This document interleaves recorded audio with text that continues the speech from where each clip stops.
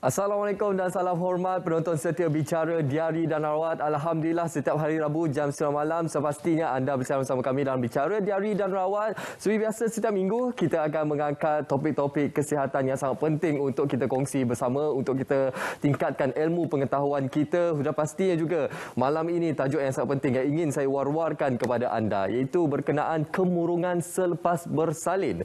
Ada juga dalam kalangan masyarakat kita yang menyamakan kemurungan selepas bersalin ini dengan meroyan. So pastinya pendefinisian ini akan kita dapatkan pencerahan bersama dengan pakar kita pada malam ini untuk kita mengetahui apa antara pendekatan-pendekatan penting untuk merawat ataupun memberi sokongan kepada wanita-wanita yang mengalami kemurungan selepas bersalin ini, dan juga pencerahan sepastinya akan kami bawakan kepada anda selama 1 jam kita bersiaran pada malam ini. Selain itu juga kami akan terus mengajak anda untuk berinteraksi bersama kami. Anda juga boleh menghubungi kami untuk anda mengajukan sebarang soalan ataupun berkongsi pengalaman bersama kami, iaitu di nombor talian 0322829841, atau nak lebih mudah lagi anda boleh terus saja menghantar komentar-komentar anda di laman Facebook rasmi kami Berita RTM. Facebook Berita RTM. InsyaAllah sepanjang 1 jam ini saya akan baca komentar-komentar anda dan insyaAllah saya akan ajukan kepada pakar kita pada malam ini. Topik yang sangat penting, kemurungan selepas bersalin, untuk pengetahuan kita bersama, bukan sahaja untuk golongan wanita, malah juga kepada keseluruhan masyarakat di luar sana, juga kepada kaum lelaki. Kita akan berehat seketika untuk kita saksikan kapsul berkenaan kemurungan selepas bersalin ini. Selepas ini kita akan kupas topik ini bersama dengan tetamu kita di studio. Jangan ke mana-mana.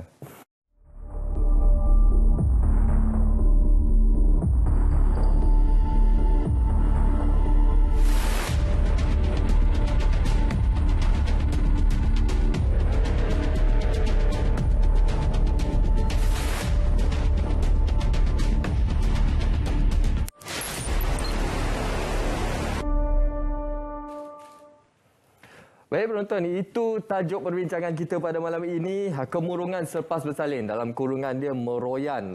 Itu akan kita memberikan pencerahan pada malam inilah berkenaan pendefinisian yang cukup penting berkenaan topik kita pada malam ini. Sudah pastinya malam ini kita bersama dengan seorang pakar sekretari daripada Hospital Serdang, iaitu Dr. Umi Azlin Silim. Assalamualaikum Dr. Waalaikumsalam Munawar. Baik Dr, topik malam ini sangat pentinglah untuk kita war-warkan kepada seluruh keluarga Malaysia, dan mungkin untuk permulaan ini Dr, boleh berikan pencerahan mukadimah berkenaan kemurungan selepas bersalin, dan ada juga dalam segelintir masyarakat kita yang menyamakan kemurungan selepas bersalin ini dengan meroyan Dr. Okay. Jadi bagaimana Dr? Baik ya Munawar, jadi kita nak membincangkan tentang kemurungan selepas bersalin atau meroyan ya. Ada dua istilah sebenarnya di sini. Dua istilah ni sebenarnya ada persamaan dan ada perbezaan. Okey, mungkin saya terangkan yang pertama ya, iaitu yang meroyan ni. Meroyan ni adalah istilah yang digunakan oleh masyarakat umum. Dia satu istilah yang umum yang merujuk kepada gangguan emosi, gangguan tingkah laku, gangguan fikiran yang berlaku pada wanita selepas bersalin. Jadi istilah ni mungkin sangat umum kerana yang saya perhatikanlah ya, kita perhatikan masyarakat menggunakan sama ada pada perubahan emosi normal yang boleh berlaku, yang ini kita panggil postpartum blues, saya akan ceritakan sebentar lagi, ataupun orang yang mengalami kemurungan sampai ke peringkat yang teruk kan, yang kita mungkin dengar masuk di dalam surat khabar, mungkin berlaku kejadian di mana kejadian yang tidak diingini kepada bayi mereka contohnya. Betul. Semua ini kalau masyarakat mereka akan panggil meroyan. Jadi mungkin istilah meroyan ni agak mengelirukan, boleh mengelirukan, dan kadang-kadang mungkin boleh menimbulkan stigma. Sedangkan yang satu lagi yang Munawar sebut tadi, kemurungan selepas bersalin, itu adalah istilah spesifik ataupun istilah perubatan. Istilah yang digunakan di dalam perubatan yang merujuk kepada gangguan emosi selepas bersalin. Dan gangguan emosi apa? Emosi kesedihan. Sedih ni emosi biasa ya Munawar, tetapi apabila kemurungan, emosi sedih ni sebenarnya sudah keterlaluan dan berlebihan dan berpanjangan sehingga seseorang tu tidak lagi dapat berfungsi dengan biasa. Dia mungkin tidak dapat menjaga diri dia, tidak dapat menjaga anak ya. Jadi simptomnya juga sangat banyak. Contohnya rasa sedih sehingga sangat letih, tak mampu nak membuat keputusan, tak mampu nak berfikir, rasa buruk terhadap diri, terutamanya kalau ibu lepas bersalin ni, mereka ada tema dia lah. Tema rasa buruk terhadap diri ni macam mungkin rasa tak yakin, rasa bukan ibu yang baik, rasa diri tak berguna, rasa tak mampu nak menjaga anak dan sebagainya. Jadi itulah yang dimaksudkan dengan kemurungan. Okey, seperti yang doktor jelaskan tadi, ada beberapa tahap sebenarnya yang perlu kita ketahui.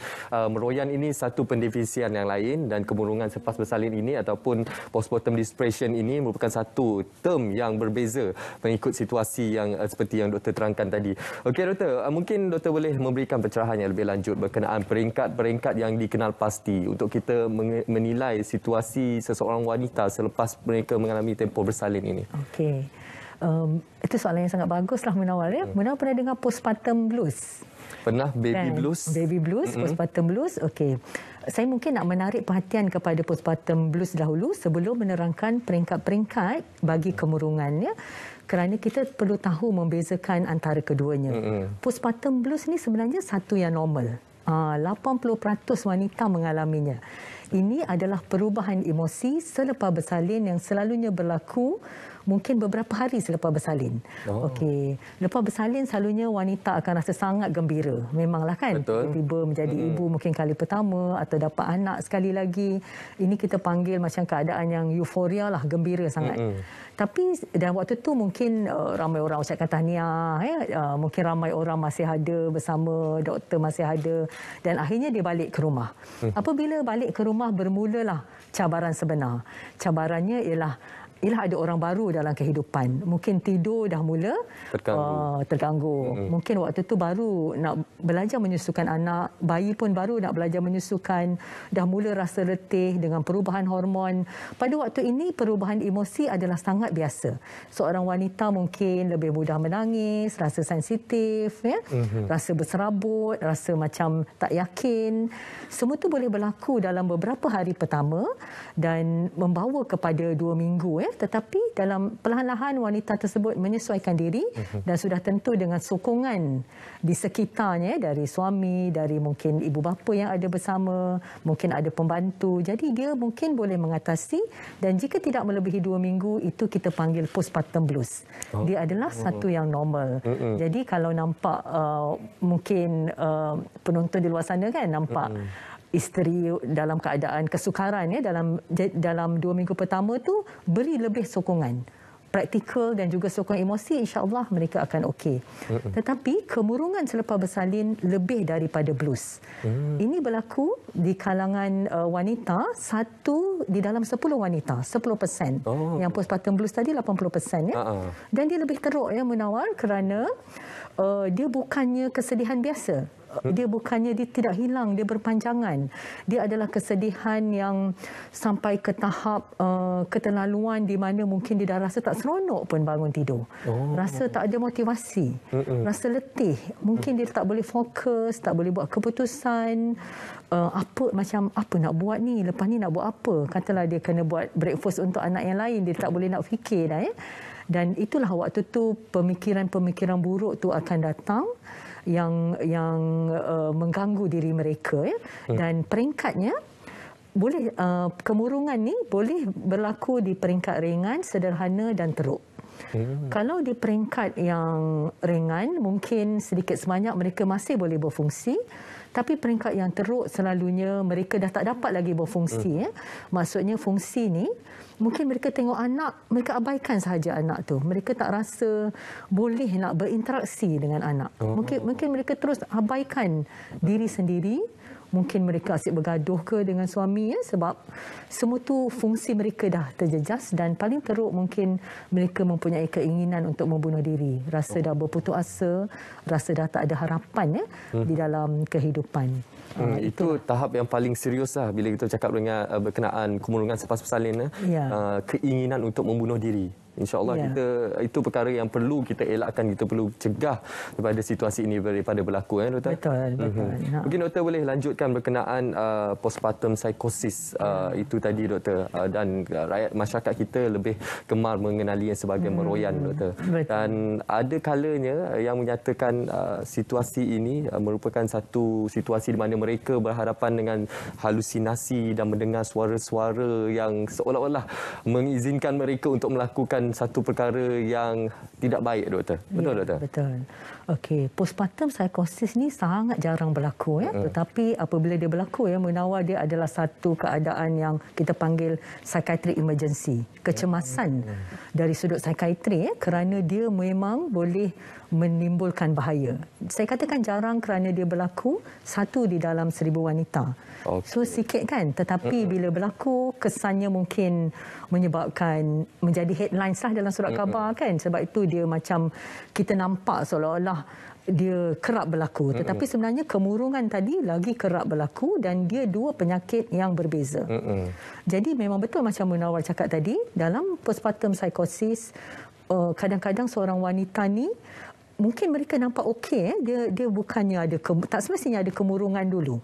Kadang-kadang mereka mungkin okey, tetapi tiba-tiba berlaku perubahan tingkah laku yang sangat cepat, dan kerana mendengar halusinasi atau suara-suara gaib ni tadi yang mungkin menyuruh mereka berbuat sesuatu yang mereka dah hilang kawalannya, itu menyebabkan kejadian-kejadian tidak diingini berlaku, seperti infanticide lah, iaitu membunuh bayi mereka. Wow, itu satu perkara yang sangat kita tidak ingini daripada berlaku, doktor. Okey, doktor tadi memberi penerangan postpartum blues berlaku dalam tempoh 2 minggu. Bagaimana pula dengan postpartum depression ataupun kemurungan selepas bersalin? Berapa lama sebenarnya jangka masa perkara ini boleh berlanjutan untuk seorang wanita selepas bersalin ini? Kalau tidak dirawat, sudah tentu dia boleh berlanjutan menjadi kronik. Kronik itu maknanya berterusan.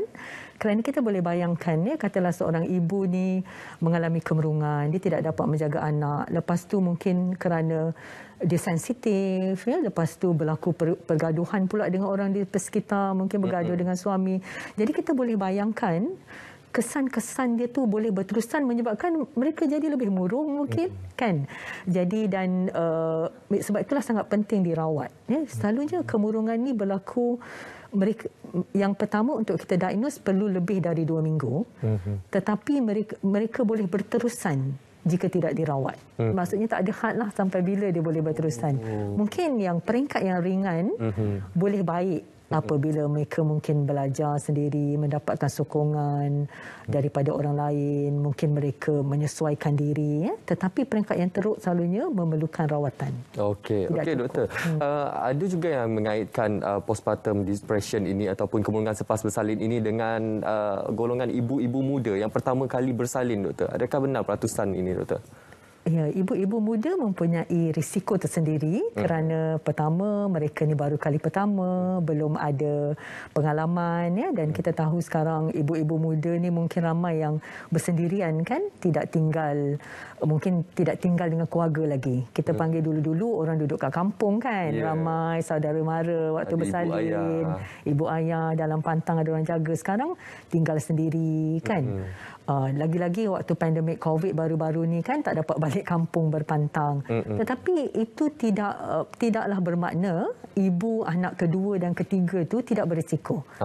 Sebab kadang-kadang risikonya lain pula. Kadang-kadang pada waktu mereka ada anak kedua dan ketiga, mereka dah ada anak lain. Katalah anak dia rapat-rapat, kan? Mereka dah ada anak lain dan mereka rasa lebih sukar anak ni menangis. Dan mungkin juga orang lain menyatakan, oh ni dah anak kedua, dia dah pandai. Jadi kurang pula sokongan yang diberikan.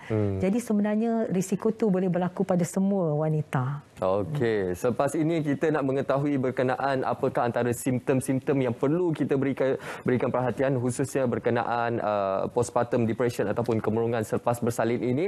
Jadi kepada anda semua yang sedang menonton kami di saluran berita RTM dan juga TV1, sekiranya anda mempunyai sebarang persoalan ataupun ingin berkongsi pengalaman, anda boleh terus saja ajukan komentar anda di laman Facebook rasmi kami, Berita RTM. Kita nak berehat seketika, kita akan kembali selepas ini dengan banyak lagi kupasan bersama dengan pakar kita di studio.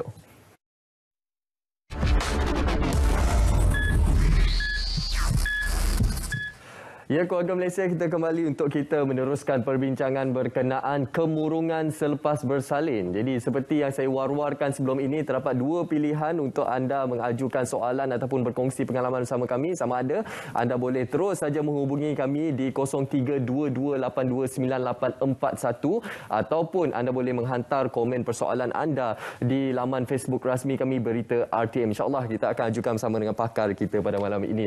Baik, kita nak teruskan perbincangan kita. Seperti yang ingin kita sentuh tadi adalah berkenaan simptom-simptom yang perlu kita berikan perhatian serius, khususnya kepada golongan wanita selepas bersalin yang mengalami depression ataupun kemurungan selepas bersalin ini. Apakah antara simptom-simptom yang perlu kita berikan perhatian, doktor, dari sudut perubahan tingkah laku, perubahan emosi maupun perubahan dari sudut mental mereka, doktor?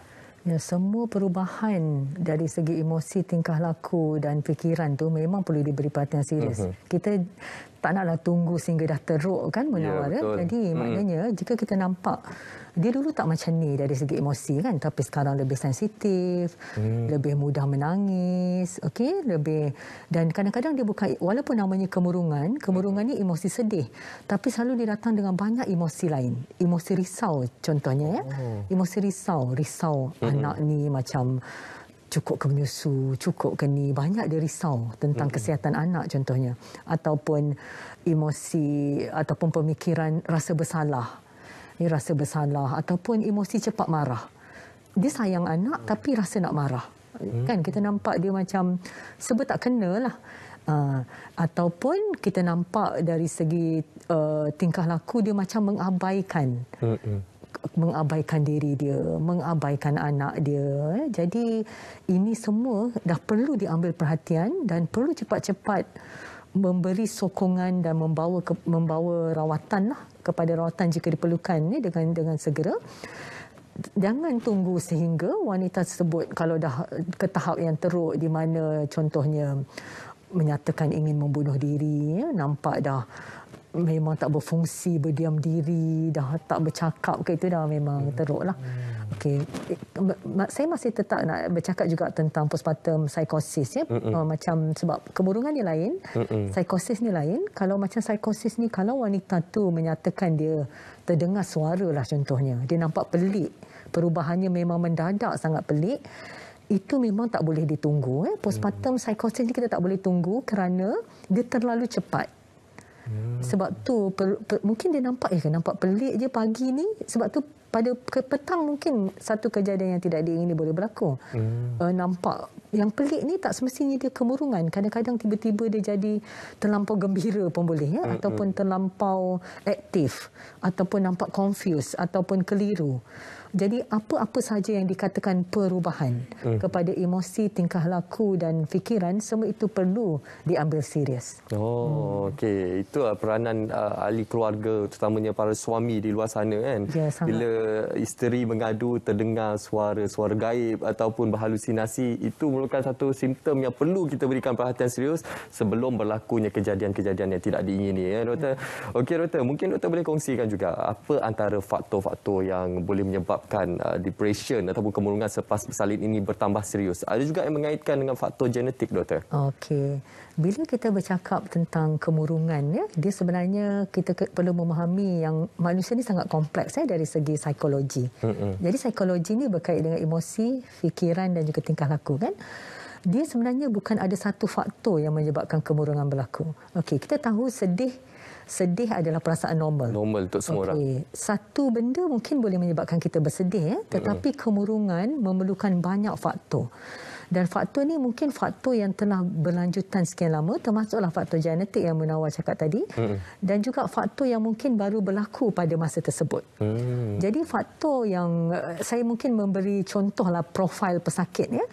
Pesakit tu boleh jadi seorang yang telah mengalami banyak kesukaran dalam kehidupan dia. Contohnya mungkin dia datang dari keruntuhan keluarga, mak ayah dia bercerai lah contohnya, dia mungkin lepas tu kehilangan ayah dia, mungkin ayah dia meninggal ataupun mak dia mungkin berlaku penderaan, lepas tu dia kena bully lah contohnya, lepas tu mungkin hidup dia dalam kesukaran dan bila berkahwin tengok suami dera dia ke atau suami ada wanita lain ke lepas dia bersalin, ataupun ada masalah kewangan. Jadi terlampau banyak faktor dia boleh dapat dia mungkin boleh mendapat kemurungan kan. Tapi boleh juga seorang wanita yang mungkin hidup dia macam biasa je, macam seolah-olah sempurna kan. Mungkin dia banyak membaca, mungkin dia seorang yang macam orang kata selalu dia sentiasa berjaya, tapi bila dia bersalin mungkin dia rasa hilang kawalan. Contohnya berbagai peristiwa berlaku, tiba-tiba dia perlu melahirkan secara caesarean. Dia mungkin mengharap nak bersalin normal bersalin caesarean, tengok-tengok anak dia mungkin mengalami masalah.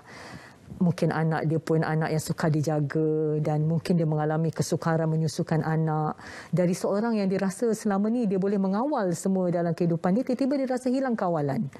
Dan pada waktu tu mungkin dia ada konflik dengan orang-orang di persekitaran, dan ataupun orang lain tidak tahu nak menyokong dia atau dia tidak dapat sokongan, ini pun boleh mendapat kemurungan. Jadi kalau kita lihat faktor tu terlampau banyak, dia adalah kombinasi pelbagai faktor ataupun kita panggil multifaktorial. Boleh ada faktor genetik, faktor psikososial, faktor personality, faktor sokongan dan berbagai faktor yang bergabung menyebabkan kemurungan tersebut terjadi. Sebenarnya pelbagai faktor yang boleh wujud menyebabkan keadaan depression ataupun kemurungan selepas bersalin inilah. Okey, doktor, bagaimana doktor menilai dalam situasi masyarakat kita pada ketika ini, tahap kesedaran masyarakat terhadap kemurungan selepas bersalin ini ataupun kesihatan mental wanita selepas bersalin pada ketika ini, doktor? Okey, ada peningkatan dari segi kesedaran orang-orang yang mungkin datang mendapatkan rawatan, mereka dah boleh mengenal pasti saya ada masalah ni, saya perlu bantuan. Tetapi dalam masa yang sama sebenarnya masih belum cukup lah, saya rasa perlu dipertingkatkan lagi. Jadi sangat baguslah kalau kita ada rancangan macam ni kan, sebab masih terdapat banyak salah faham juga. Dan mungkin masih banyak terdapat yang mana mereka mengalami kemurungan tapi tidak mengenal pasti, ataupun dan juga dalam masa sekarang faktor risiko sebenarnya makin meningkat Sebab apa saya kata begitu? Sebab wanita ni sekarang kebanyakannya terlatih bukan untuk menjadi seorang ibu. Wanita kebanyakannya mungkin awal-awal dah pergi sekolah berasrama. Mereka tidak melihat bagaimana ibu menjadi seorang ibu. Jadi mereka telah dididik hidup dengan contohnya ada deadline, ada to-do list, apa nak kena buat hari ni. Ada matlamat tertentu. Mereka dah dalam gaya macam tu. Ditambah pula dengan social media banyak kan. Mereka mungkin membaca banyak perkara, mereka dah ada expectation nak bersalin macam ni, nak menyusukan anak dengan cara macam ni. Tetapi dalam social media selalunya semua yang cantik-cantik saja, betul tak Menawar? Semua yang indah-indah saja, doktor. Semua bayi tersenyum saja. Betul. Kan? Semua ibu pun nampak lawa-lawa je. Gembira. Sedangkan dalam realiti sebenarnya bukannya senang nak ambil gambar macam tu. Maksudnya menjadi seorang ibu, realiti yang sebenarnya sangat berbeza dari apa yang mungkin dipaparkan dalam social media. Mungkin dia nampak menyusukan anak tu macam mudah, bidadari je, aman, tenteram. Tetapi peringkat awal boleh jadi sangat susah. Jadi semua ini kadang-kadang perlu disedari oleh wanita. Maksudnya mereka perlu ada persediaan tahap kesedaran, membaca juga mengenai kesihatan mental, apa yang perlu mereka bersedia untuk melalui tempoh tersebut. Realiti yang sebenar. Expectation bagaimana. Itu yang penting dari segi kesedaran saya rasa. Menarik pencerahan daripada doktor, khususnya bagaimana persediaan seseorang wanita sebelum mereka menghadapi fasa sebagai seorang ibu, khususnya buat anda yang merupakan ibu buat kali pertama. Okey, selepas ini kita akan kongsikan kepada anda bagaimana kaedah rawatan yang terbaik khususnya bagi wanita-wanita di luar sana yang mengalami kemurungan selepas bersalin. Jadi kita nak berehat seketika, jangan ke mana-mana, terus setia bersama kami dalam Bicara Diari dan Rawat.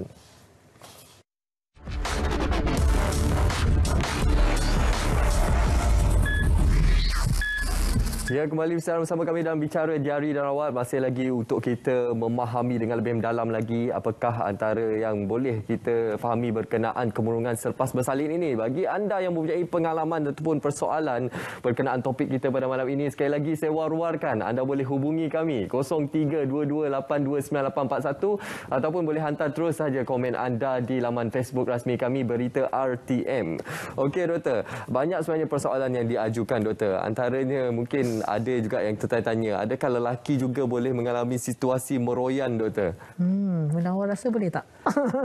Kalau wanita meroyan selepas bersalin, kalau lelaki apa pula puncanya, Doktor? Okay. Tentang lelaki boleh meroyan sepanjang masa? Tak tahu. Itu bukan jawapan dia. Sebenarnya meroyan ni memang tetap merujuk kepada selepas bersalin, dan sebenarnya memang boleh lelaki mendapat kemurungan selepas bersalin. Di mana boleh. Kalau tadi wanita 1 dalam 10, lelaki dikatakan 1 dalam 20. Maksudnya agak tinggi juga, dan itu sebenarnya tidak kalau kita fikirkannya, kerana dalam keadaan sekarang kadang-kadang dalam kita panggil nuclear family, di mana keluarga tu unit dia hanyalah suami, isteri dan anak, kan. Jadi bebanan ditanggung bersama, dan kadang-kadang sama jugalah orang lelaki pun mungkin kalau anak pertama contohnya mereka merasa tak mahir, tak tahu bagaimana nak mandikan anak, ya, mungkin rasa perubahan tersebut boleh juga menyebabkan lelaki mendapat kemurungan. Lebih-lebih lagi jika isteri pun mendapat kemurungan, sudah tentu keadaan lebih sukar, ya, pada suami tadi. Dan macam yang saya cakap tadi, sudah tentu perlu banyak faktor lain. Mungkin dalam masa yang sama dia juga mengalami kesukaran-kesukaran yang lain. Okey, itu satu perkara yang sangat menarik, Doktor kongsikan, lelaki juga boleh mengalami kemurungan apabila isteri mengalami kemurungan khususnya selepas bersalin ini. Jadi mungkin Doktor boleh memberikan pencerahan apa antara peranan dan tanggungjawab seorang suami, ketersediaan mereka dari sudut mental dan juga fizikal apabila isteri mereka dalam tempoh mungkin berpantang selepas bersalin. Jadi kekuatan suami itu sangat penting untuk memastikan kesejahteraan fizikal dan juga mental seorang isteri, Doktor. Kalau kita lihat tadi kita berbincang tentang faktor-faktor, ya. Katalah contohnya faktor genetik. Kita dah tak boleh buat apa sangat pada faktor genetik. Memang faktor yang tak boleh ubah contohnya. Ataupun masa silam tak boleh ubah.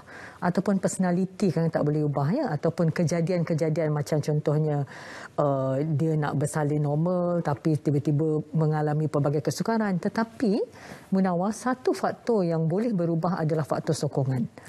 Jadi sebab itulah sokongan ni sangat-sangat penting.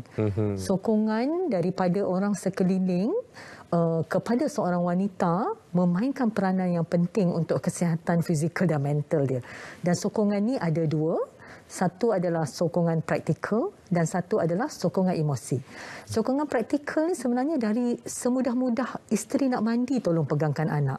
Ya, sebab kadang-kadang anak ni dah ikut juga. Kalau katalah dah ada 2-3 anak kan, nak mandi pun dah tak ada me time untuk isteri. Kadang-kadang nak makan, tolong pegangkan anak, tolong buatkan air, tolong angkatkan barang, sehinggalah kepada pembahagian tugas di rumah. Itu adalah sokongan praktikal. Sokongan emosi pula ialah kesediaan mendengar. Mendengar luahan isteri, mendengar mungkin emosi dia, dan mendengar dengan keadaan yang mendengar dengan cuba empati atau memahami tanpa perlu orang kata memberi nasihat pun tak apa, tanpa perlu menyelesaikan masalah pun tak apa, tapi hanya memberi ruang untuk mendengar dan memahami, itu sudah mencukupi. Okey, itu faktor boleh ubah yang kita boleh kawal sebenarnya untuk kita memastikan kesejahteraan dan juga kebahagiaan kita bersama. Ialah dapat anak, satu orang kata rezeki daripada Allah, kan. Jadi kita perlu menghargainya dengan cara yang kita perlu lakukanlah yang terbaik.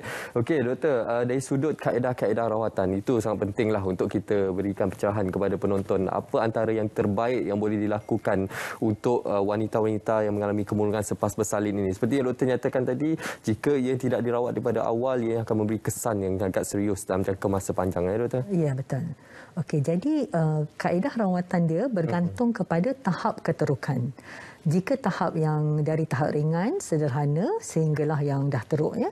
Kalau tahap ringan, selalunya kaedah yang diperlukan adalah kaedah yang kita panggil intervensi psikologi. Intervensi psikologi ni contohnya kita mungkin memberi ruang untuk memberi sokongan emosi.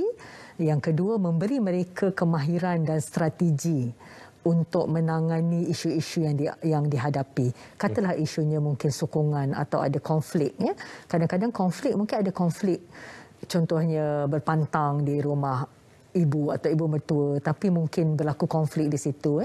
Jadi bagaimana kita memberitahu teknik-teknik kemahiran komunikasi, interaksi untuk menyelesaikan isu tersebut. Juga berbagai lagi lah teknik untuk mereka boleh mengatasi emosi yang sukar, mengatasi pemikiran-pemikiran yang mungkin tidak yakin diri, pemikiran-pemikiran diri tak berguna atau rasa bersalah yang keterlaluan. Jadi ini adalah tujuan psychological intervention atau intervensi psikologi diberikan. Jadi psychological intervention ni satu istilah umum, tapi sebenarnya di bawah tu ada banyak lagi, macam contohnya di peringkat yang ringan mungkin cukup setakat counselling, mungkin psikoterapi supportif, tetapi di peringkat yang mungkin dah teruk, mereka mungkin memerlukan intervensi seperti mungkin pernah dengar cognitive behavioral therapy atau terapi kognitif dan tingkah laku, ataupun terapi interpersonal jika isunya berkait dengan banyak konflik dengan orang, ataupun mungkin acceptance and commitment terapi, bagaimana nak menerima perkara yang tak boleh diubah dan membuat committed kepada apa yang mereka ingin capai. Jadi semua itu adalah terapi psikologi. Tetapi apabila di peringkat sederhana dan teruk, selalunya rawatan ubat-ubatan diperlukan. Kerana pada waktu ini selalunya tidak cukup setakat terapi psikologi, kerana pada waktu tersebut fikiran mereka sudah sangat terganggu dan juga telah berlaku banyak perubahan-perubahan bahan-bahan di dalam otak. Contohnya bahan-bahan ini kita panggil neurotransmitter. Mungkin kalau pernah dengar macam serotonin, dia telah berlaku banyak perubahan mengikut kajian saintifik yang tetap memerlukan rawatan ubat-ubatan mungkin untuk jangka masa seketika sehingga mereka boleh mungkin berfikir dengan lebih jelas, mungkin mood mereka lebih baik dan mungkin tidur lebih baik. Apabila sedikit simptom kemurungan itu telah dapat dirawat, lepas itu kita buat kombinasi dengan rawatan dengan terapi psikologi atau psikoterapi. Dan terapi psikoterapi ni selalunya memang dia adalah spesifik untuk orang tu. Maksudnya pakar-pakar psikiatri ataupun clinical psychologist kita perlu memahami pesakit tersebut dan membuat terapi yang bersesuaian dengan isu yang dihadapi. Kerana tidak ada satu kemurungan yang sama. Setiap orang kemurungannya berbeza-beza. Cerita dia, jalan cerita dia, konflik dia, isu dia, semua berbeza-beza. Jadi setiap orang berbeza situasinya, berbeza kaedah rawatannya lah. Tapi apa yang penting adalah doktor, untuk wanita di luar sana yang mengalami kemurungan ini adalah berjumpa dengan pakar-pakar perubatan kita untuk mendapatkan nasihat dan juga perawatan yang terbaik untuk anda. Selepas ini kita akan kupas lagi berkenaan apa antara langkah-langkah terbaik untuk memastikan kesihatan mental dan juga fizikal seseorang ibu selepas bersalin, khususnya berkenaan amalan berpantang. Tapi kita akan kupas selepas ini dalam Bicara Diari dan Rawat.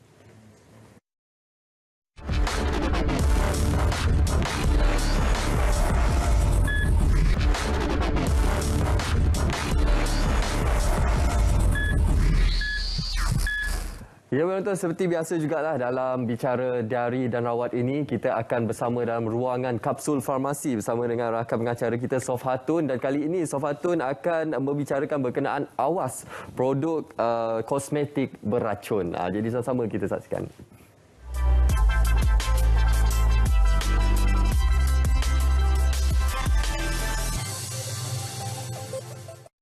Hai semua, untuk episod kali ini saya akan kongsikan informasi berkaitan dengan topik awas produk kosmetik beracun. ramai dalam kalangan wanita impikan kulit yang halus, gebu dan cerah. Jadi, tak heranlah ada segelintir mereka ini akan mencuba pelbagai jenama produk kecantikan di pasaran yang menjanjikan kulit gebu dan licin, putih, menanggalkan bintik hitam, jerawat, jeragat, kedut dan sebagainya. Ini dibuktikan dengan kebanjiran produk kosmetik dalam pasaran. Pasaran kosmetik yang besar dan berpotensi luas ini menarik ramai pengusaha untuk mengambil peluang mendapatkan keuntungan daripada keinginan pengguna. Malangnya terdapat juga beberapa kes muka bukan bertambah cantik tapi menjadi rosak lebih teruk daripada asal. Apa yang lebih membimbangkan lagi, kesihatan diri turut terjejas. Sesuatu produk kosmetik dikatakan telah dicampur palsu sekiranya ia mengandungi logam berat seperti mercury dan plumbum atau bahan terlarang seperti hydroquinone, tretinoin, antifungal seperti miconazole atau steroid seperti betamethasone. Tindakan ini ialah taktik pengeluar produk untuk meningkatkan permintaan pelanggan kepada produk mereka. Penggunaan produk tersebut tanpa pengawasan profesional kesihatan dan secara tidak terkawal boleh menyebabkan kesan sampingan yang tidak diingini. Mercury adalah logam berat yang sangat toksik kepada manusia dan perlu dikendalikan dengan cermat. Lazimnya dicampurkan dalam produk kecantikan sebagai ejen pemutih kulit wajah. Ia sangat bahaya walaupun kuantiti yang sedikit kerana mudah menyerap ke dalam saluran darah. Pendedahan kepada mercury boleh menyebabkan ruam, iritasi dan perubahan yang tidak diingini kepada kulit. Kesan penggunaan mercury juga boleh mengakibatkan gangguan sistem saraf, kerosakan buah pinggang, gangguan perkembangan otak kanak-kanak dan mencacatkan janin. Hydroquinone pula boleh menyebabkan kemerahan pada kulit yang disapu, ketidakselesaan, perubahan warna kulit yang tidak diingini, kulit menjadi hypersensitif sehingga menghalang proses pigmentasi dan ini mengurangkan perlindungan kulit daripada pancaran sinar UV berbahaya serta meningkatkan risiko kanser kulit. Tretinoin pula digunakan untuk menghalang atau merawat jerawat. Bagaimanapun, penggunaan tretinoin tanpa pengawasan profesional kesihatan boleh menyebabkan bahagian kulit yang disapu menjadi kering, kemerahan, tidak selesa, pedih, mengelupas dan hypersensitif kepada cahaya matahari. Antifungal contohnya miconazole yang digunakan secara tidak terkawal boleh meningkatkan risiko kerintangan dan seterusnya mengurangkan keberkesanannya untuk merawat jangkitan pada masa hadapan. Betamethasone valerate pula boleh menyebabkan bahagian kulit muka yang disapu menjadi nipis dan mudah mengalami iritasi, berjerawat, perubahan pada pigmentasi kulit dan meningkatkan risiko untuk diserap ke dalam sistem peredaran darah yang boleh membawa kesan mudarat. Jadi kepada pesakit atau orang awam boleh menghubungi Pusat Panggilan Farmasi Kebangsaan National Pharmaceutical Centre NPCC melalui talian 1800 886722 dari Isnin hingga Jumaat jam 8 pagi hingga 5 petang kecuali cuti umum sekiranya terdapat sebarang pertanyaan lanjut berkaitan dengan ubat-ubatan. Pengguna disarankan untuk menyemak status notifikasi sesuatu produk kosmetik dengan melayari laman web NPRA www.npra.gov.my atau melalui aplikasi NPRA Product Status yang boleh dimak turun secara percuma melalui Google Play Store dan Apple App Store. Sebagai pengguna, anda harus curiga jika sesuatu produk mampu mencerahkan kulit dalam jangka masa yang singkat. Ingat sentiasa peka dan berhati-hati dalam memilih produk kosmetik supaya anda tidak terperangkap dengan janji manis pengiklan dan pengeluar produk tertentu. Rujuk kepada doktor atau ahli farmasi untuk mengetahui pasti masalah sebenar yang dihadapi dan jenis produk yang bersesuaian.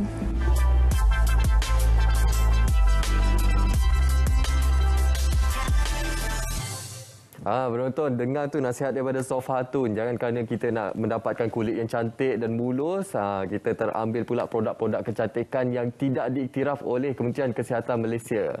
Jadi awaslah untuk kita semua berjaga-jaga dalam pemilihan produk yang tidak mengandungi bahan-bahan yang berbahaya dan juga beracun. Okey, kita nak teruskan dengan topik perbincangan kita, kemurungan selepas bersalin, dan juga mungkin kita boleh dapatkan pencerahan daripada doktor berkenaan amalan-amalan tradisi yang diamalkan oleh masyarakat kita berkenaan amalan berpantang ini. Kenapa ianya adalah satu perkara yang baik saya kira untuk memastikan kesejahteraan seseorang ibu selepas bersalin ini.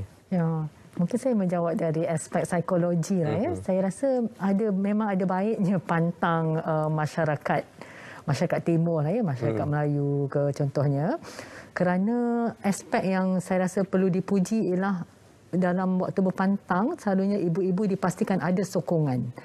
Kan ramai, saya selalu ingatlah waktu saya berpantang sendiri, kan itulah waktu yang semua orang jaga kita, jangan tinggalkan wanita yang lepas bersalin ni, perlu ada orang temankan, ada orang masakkan dia, lepas tu mungkin ada orang yang datang urut ke dan sebagainya kan. Walaupun saya tak boleh nak komen lah dari segi aspek kepada kesihatan fizikal, adakah itu perlu kajian yang saintifik, tetapi dari aspek psikologi semua tu sebenarnya membantu wanita berbanding dengan keadaan di mana wanita dibiarkan bersendirian kan, untuk membuat semua sendiri, tak punya masa untuk menjaga diri dia, tak ada sokongan, yang mana kadang-kadang itu berlaku pada masa sekarang, terlampau cepat balik kerja contohnya.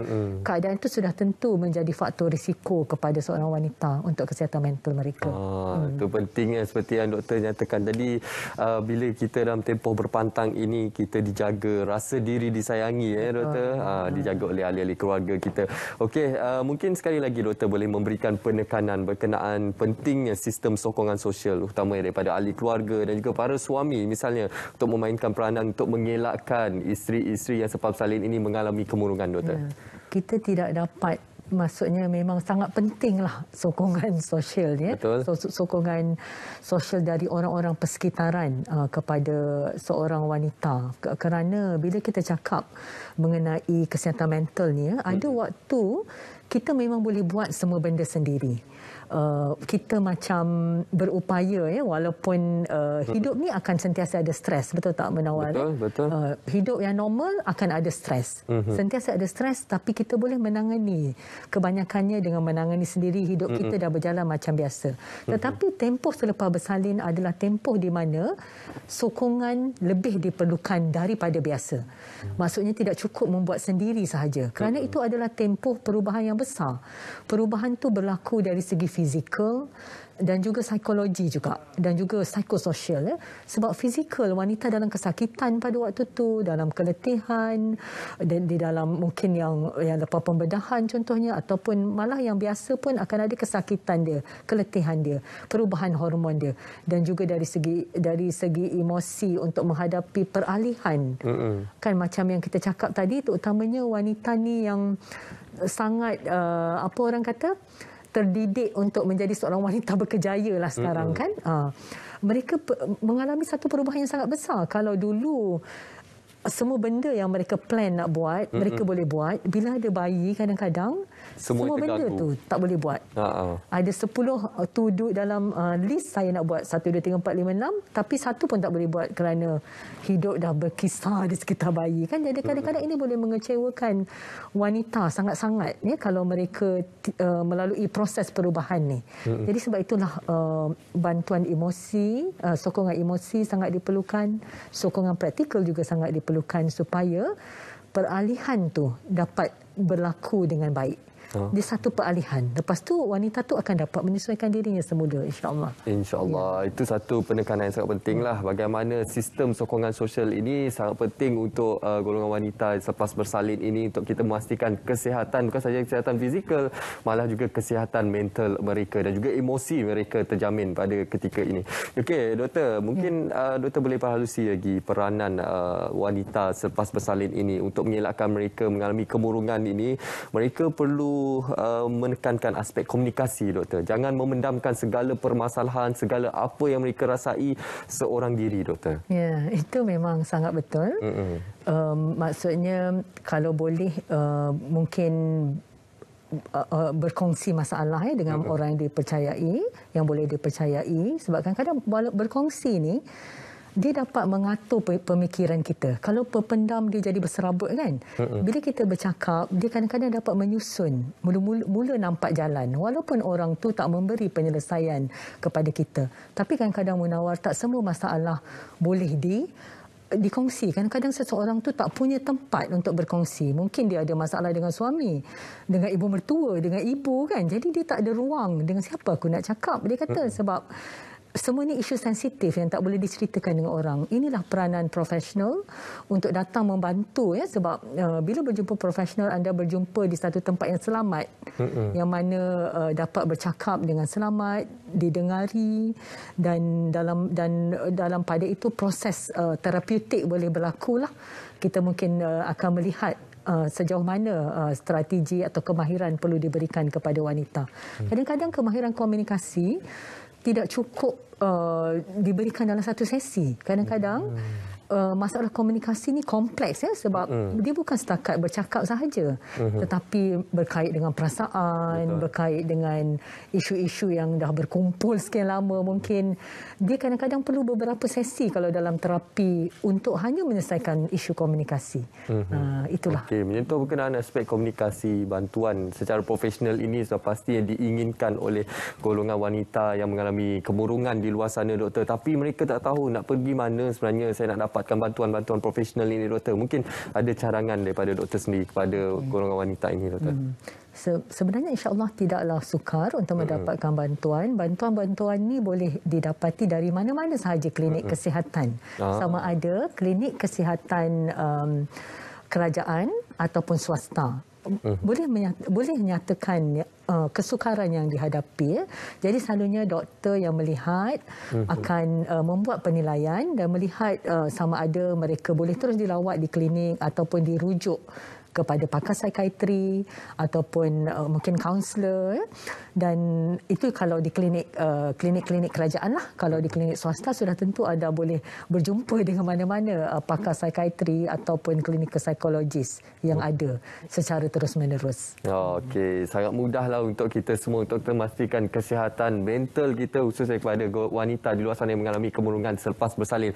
Okey, doktor, sebagai kesimpulan untuk topik kita kemurungan selepas bersalin ini, mungkin ada kata-kata ataupun nasihat daripada doktor yang ingin doktor sampaikan kepada golongan wanita dan juga ahli keluarga secara amnya untuk memastikan perkara ini, kemurungan ini tidak berlaku kepada mana-mana wanita, doktor.